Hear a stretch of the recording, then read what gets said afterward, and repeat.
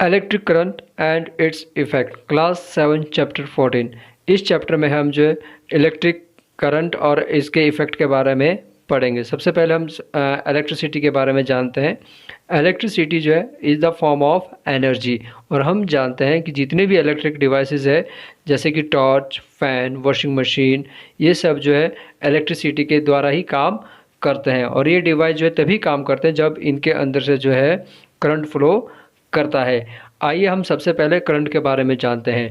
N electric current is a flow of electric charge in a circuit. हम जानते हैं जो इलेक्ट्रिक करंट होता है वो एक क्लोज सर्किट के अंदर जो है फ्लो करता है, उसके अंदर जो इलेक्ट्रिक चार्ज फ्लो करते हैं। It flow positive terminal to negative terminal in a circuit. और जो करंट है वो किसी भी सर्किट के अंदर जो है वो पॉजिटिव टर्मिनल से नेगेटिव टर्मिनल की तरफ जो है फ्लो करता है। करंट की जो एसआई यूनिट है जिससे हम करंट को मेज़र करते हैं उसको SI unit of electric current is ampere, उसको हम एम्पियर कहते हैं। और ये मिली एम्पियर भी होती है, और अगर बहुत छोटी यूनिट हो उसको हम माइक्रो एम्पियर भी कहते हैं। अब हम जो है इलेक्ट्रिक सर्किट के बारे में जानते हैं कि इलेक्ट्रिक सर्किट, अभी हमने देखा था ना कि इलेक्ट्रिक करंट जो है आपका सर्किट के अंदर से फ्लो करता है। तो इलेक्ट्रिक जो आपका सर्किट है वो क्या है? एक complete pathway of the flow of electric current. देखिए कंप्लीट पाथ जिसके अंदर जो है इलेक्ट्रिक करंट जो है फ्लो करता है उसको हम जो है इलेक्ट्रिक सर्किट कहते हैं। और जो इलेक्ट्रिक सर्किट है इसके अंदर जो कंपोनेंट यूज होते हैं वो कौन कौन से होते हैं? देखिए उसके अंदर आपके सेल यूज होता है, बल्ब यूज होता है, स्विच और कनेक्टिंग वायर होते हैं। सेल का काम जो होता है वो करंट का फ्लो जिसके कारण जो है करंट आता है, जो पोटेंशियल डिफरेंस प्रोड्यूस करता है, जिसके कारण जो है एनर्जी प्रोड्यूस होती है और उसके कारण ही जो है पूरे सर्किट के अंदर जो है करंट फ्लो करता है। तो सेल वो एनर्जी प्रोवाइड कराता है जिसके कारण जो सर्किट के अंदर जो है करंट फ्लो होता है। बल्ब, देखिए जब सर्किट के अंदर जो है करंट फ्लो होता है तो बल्ब जो लाइट अप करता है वो, क्योंकि उसके अंदर जो इलेक्ट्रिक फ्लो होता है तो इसको हम रजिस्टर भी कहते हैं। स्विच का काम जो है सर्किट का, देखिए सर्किट के अंदर जो है आपका जो इलेक्ट्रिक फ्लो या आप कह सकते हो जो इलेक्ट्रिसिटी करंट है वो तभी फ्लो करता है अगर सर्किट में कहीं के अंदर ब्रेक ना हो। तो जो स्विच का काम होता है वो स्विच का काम जो है उस सर्किट के अंदर जो है करंट के फ्लो को ब्रेक करने का काम जो है स्विच का होता है, उसको ब्रेक करना और ऑन ऑफ का। और जैसे हम स्विच को ऑन करते हैं तो जो इलेक्ट्रिक करंट है वो फ्लो करता है, और अगर हम ब्रेक कर देते हैं, ऑफ कर देते हैं तो इलेक्ट्रिक फ्लो जो है ब्रेक हो जाता है और करंट जो है स्टॉप हो जाता है। Connecting wire with the help to conduct the electric current and complete the circuit. और जो आपकी वायर होती है वो सर्किट के अंदर जो है इलेक्ट्रिक जो सर्किट है जिसके अंदर आपका जो है करंट फ्लो करना है उसको पूरा करने के लिए, सर्किट को पूरा करने का काम जो है वो वायर के द्वारा किया जाता है, और वायर के अंदर ही जो है इलेक्ट्रिक करंट आपका फ्लो करता है। अब हम पढ़ेंगे रेजिस्टेंस। देखिए रेजिस्टेंस क्या होती है? हम जानते हैं कि जो आपका करंट है, जैसे आपने अभी हमने सर्किट देखा था, सर्किट के अंदर जो करंट फ्लो कर रहा था, तो जो करंट है वो किसी भी मटेरियल के कंडक्टर जो होता है उसके अंदर फ्लो करता है। तो रेजिस्टेंस जो होती है वो मटेरियल या कंडक्टर का कह लीजिए, कंडक्टर के कारण जो आपका जो फ्लो हो रहा है, फ्लो ऑफ चार्ज, जो करंट का फ्लो हो रहा है उसको जो रोकता है, उसको जो अपोज करता है उसको हम रेजिस्टेंस कहते हैं। Resistance is a measure of the opposition of current flow in an electric circuit. Electric circuit के अंदर जो आपका करंट का फ्लो हो रहा है उसको जो रेजिस्ट करता है, उसको जो रोकता है, उसको जो अपोज करता है उसको हम रेजिस्टेंस कहते हैं। Resistance is measured in ohms symbolised by the Greek letter omega. देखिए रेजिस्टर्स को जो मेज़र करने के लिए, जैसे आपने करंट का देखा था उसको हम एम्पियर के द्वारा करते हैं ए से, तो जो रेजिस्टेंस है इसको मेज़र करने के लिए होम का यूज़ किया जाता है, और ये ग्रीक लेटर है जिसको हम ओमेगा भी कहते हैं। Resistance is the capacity of a material to resist or prevent the flow of current और more specifically the flow of electric charge with in a circuit. तो आप समझ गए हैं कि जो रेजिस्टेंस होता है वो सर्किट के अंदर जो आपका कंडक्टर होता है उसकी कैपेसिटी है, जो फ्लो ऑफ चार्ज को जो है अपोज करता है, उसको रोकने की जो उसकी कैपेसिटी है उसको हम रेजिस्टेंस कहते हैं, और इसको हम जो कैपिटल आर से रिप्रेजेंट करते हैं। The circuit element which does this perfectly is called the register. और सर्किट के अंदर जो ये चीज़ परफेक्टली करता है उसको हम जो है रजिस्टर करते हैं। परफेक्टली मीन्स कि ना ज़्यादा और ना कम, बिल्कुल मीडियम से, जिसको परफेक्ट कहते हैं आप, तो उसको हम रजिस्टर्ड कहते हैं। Material such as metal have low electrical resistance, these material allow electricity to flow through them and are called the good conductor or simply conductor। ऐसा मटेरियल, या आप कह सकते हैं कि ऐसा मटेरियल जो कंडक्टर की तरह काम कर रहा है, लेकिन उसकी जो है रेजिस्टेंस है वो लो इलेक्ट्रिकल रेजिस्टेंस है, उसको हम गुड कंडक्टर कहता है, क्योंकि इसके अंदर से जो है इलेक्ट्रिसिटी का जो है इलेक्ट्रिक करंट का जो है फ्लो हो रहा है, जो करंट का चार्ज का जो फ्लो हो रहा है वो बहुत अच्छा होता है, इसलिए हम इसको गुड कंडक्टर कहते हैं। उसी तरह से material such as wood, rubber and plastic have high electrical resistance, this material do not conduct electricity, these are called bad conductor और insulator। उसी तरह का ऐसा मटेरियल जैसे कि आपका वुड हो गया, रबड़ हो गया, प्लास्टिक हो गया, ये एक ऐसा मटेरियल है जिसकी इलेक्ट्रिकल रेजिस्टेंस जो बहुत हाई रहती है, जिसके कारण इसके अंदर से इलेक्ट्रिसिटी करंट जो है पास नहीं हो पाता है, इसलिए इसको हमको बैड कंडक्टर कह सकते हैं। तो अब आप समझ गए होंगे कि जो गुड कंडक्टर है, गुड कंडक्टर की जो डेफिनेशन हम पहले लिखते थे कि ऐसा करंट जो अपना फ्लो ऑफ चार्ज जो है इजीली हो जाता है उसको हम जो गुड कंडक्टर कहते हैं, और जो अपने में से फ्लो ऑफ चार्ज नहीं होने देता उसको हम इंसुलेटर कहते हैं।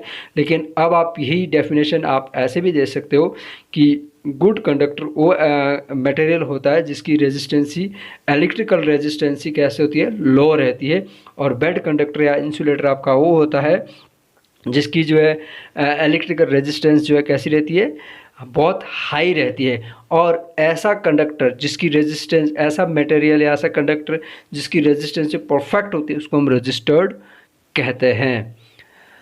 आइए अब हम पढ़ते हैं हीटिंग इफेक्ट ऑफ करंट। देखिए हीटिंग इफेक्ट ऑफ करंट को आप जो है कैसे समझेंगे।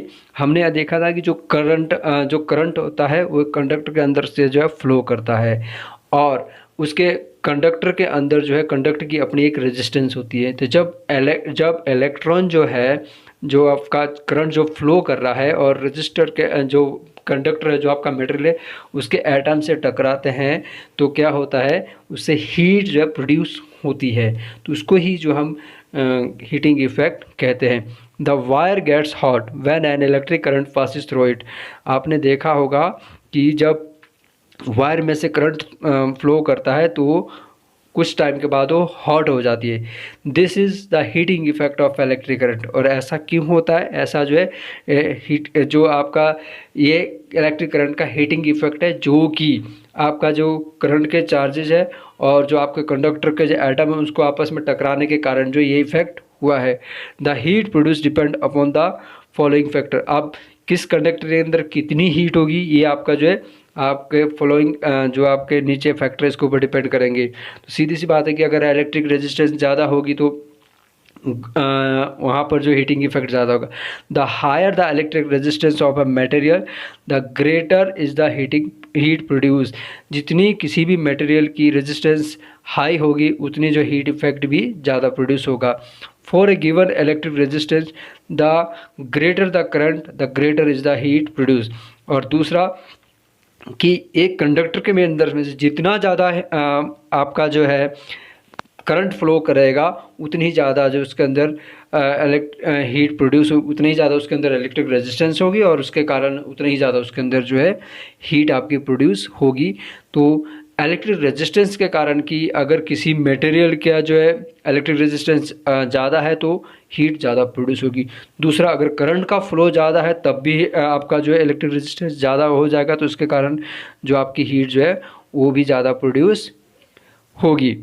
अब हम देखें कि आप सर्किट के अंदर जो एक कंपोनेंट यूज़ होता है जिसको हम कहते हैं फ्यूज़। ये फ्यूज़ क्या होता है, it is the safety device with which prevent damage to electric circuit. ये एक सेफ्टी डिवाइस होता है जिसके कारण जो आपका इलेक्ट्रिक सर्किट जो है वो उसको डैमेज होने से ये बचाता है।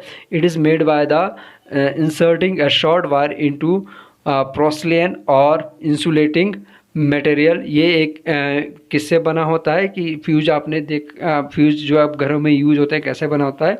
ये एक इसके अंदर एक छोटी सी वायर होती है और बाकी जो इंसुलेटेड इसके अंदर मटेरियल होता है। देखिए फ्यूज़ कैसे काम करता है कि जैसे ही करंट का फ्लो जो है बढ़ जाता है, मान लीजिए किसी कारण से अंदर जो सर्किट के अंदर जो करंट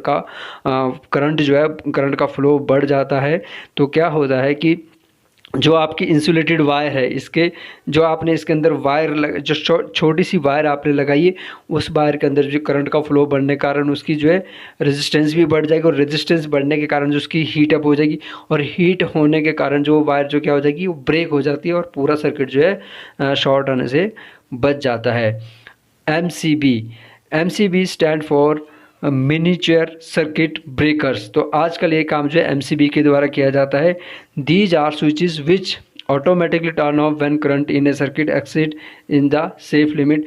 और ये ऐसे स्विचेस होते हैं जिनके कारण अगर करंट किसी भी कारण से बढ़ जाता है तो ये ऑटोमेटिकली जो है स्विच ऑफ हो जाते हैं।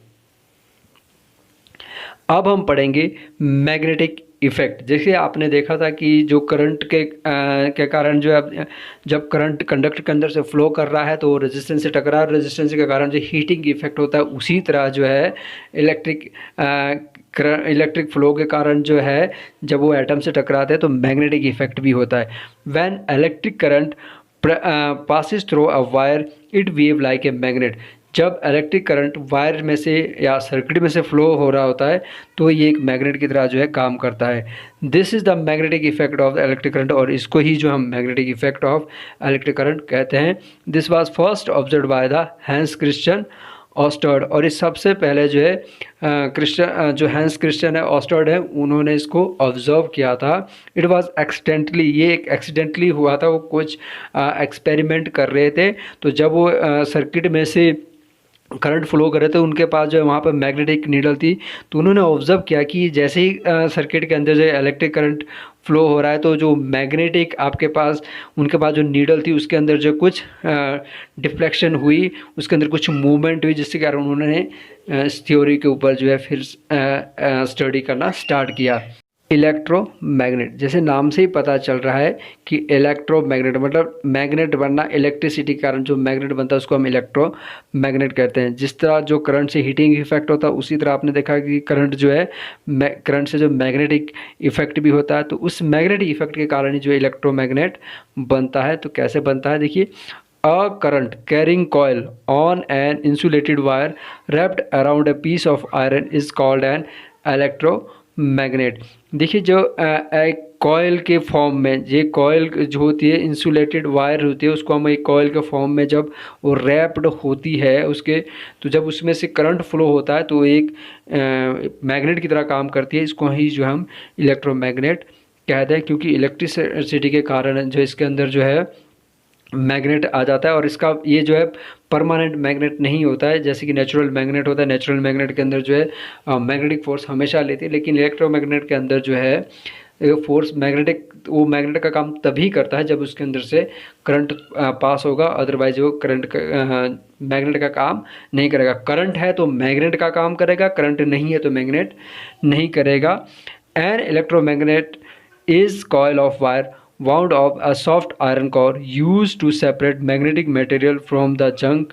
Many toys have electromagnet inside them. Electromagnets are used in motors that drive fans, washing machine, etc.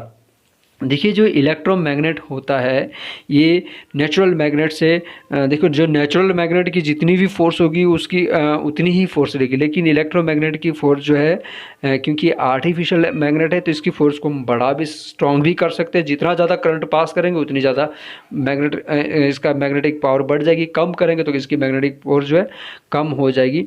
और इस इलेक्ट्रोमैग्नेट कोर का जो है आपका जो जंग के अंदर जो आपका मटेरियल पड़ा होता है जैसे आयरन वगैरह होगा, तो उसको अलग करने के लिए जो है इस इलेक्ट्रोमैग्नेट का काम किया जाता है।